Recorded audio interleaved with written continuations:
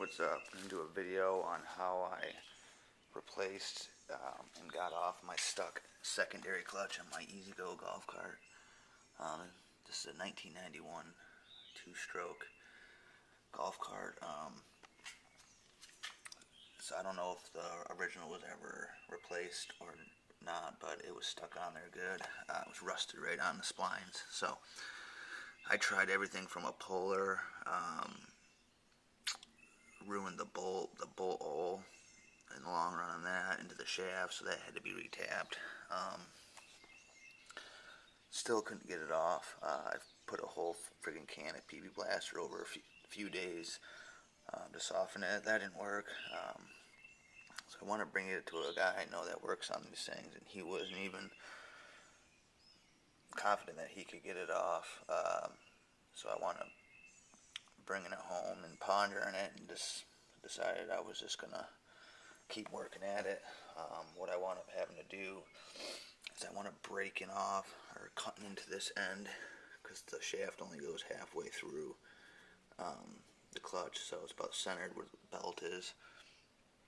So what I did is I took an angle grinder and just started cutting into this end as much as possible, breaking pieces away.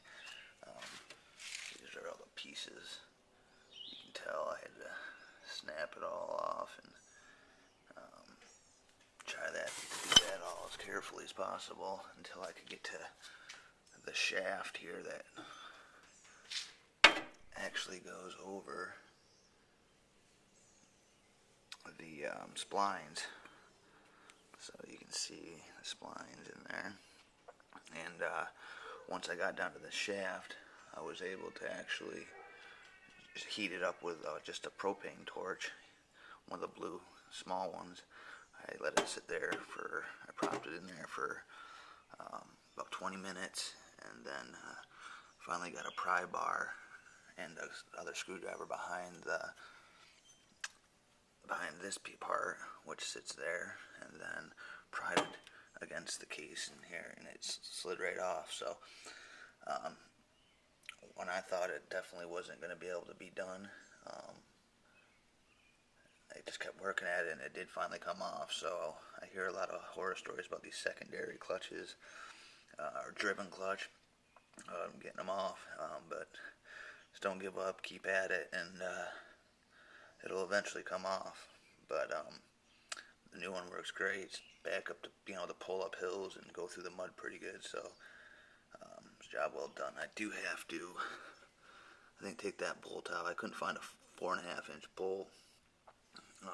So this is a 4-inch that was there, and you can see the threads are off it, because it just the puller pushed it all the way in to the where it was already threaded through the shaft.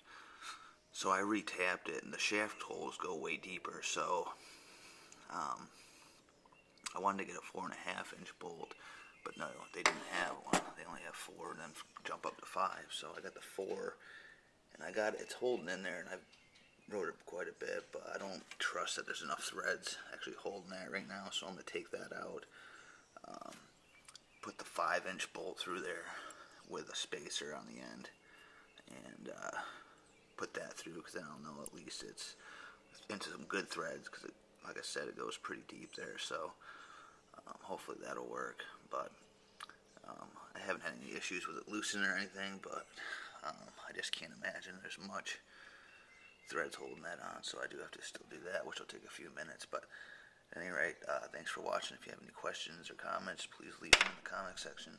Thank you. Please subscribe.